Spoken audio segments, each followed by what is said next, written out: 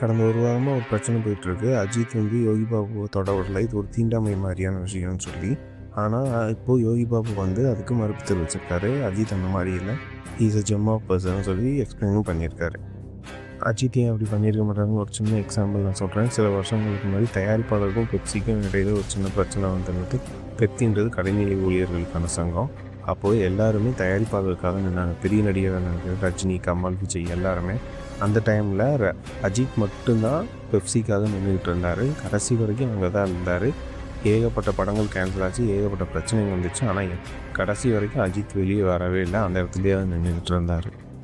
இன்னும் ஒரு படி மேலே போய் சொன்னோம்னா, அவர் பிறந்ததே மே 1, தொழிலாளருக்காகவே பிறந்தவர். அவர் இன்றைக்குமே அவரோட தொழிலாளர்களையும் அவர் கூட வேலை பார்க்குற சக கலைஞரும் அப்போ நடத்தவே மாட்டார். He is a gem of person.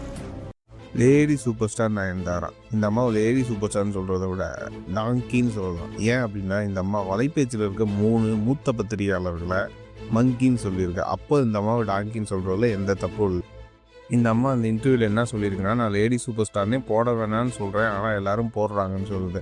ஆனால் இப்போ வலைபேச்சிலேருந்து இதுக்கு தக்க பதிலடியாக சொல்லியிருக்காங்க. உங்கள் கான்ட்ராக்டை எடுத்து காமிங்க கடைசி 10 படத்துக்கு, அதில் நீங்கள் போடலன்னு சொல்லியிருந்தால் நாங்கள் ஏற்றுக்கிறோன்னு சொல்கிறாங்க. என்ன நயன்தாரா காமிக்க முடியுமா?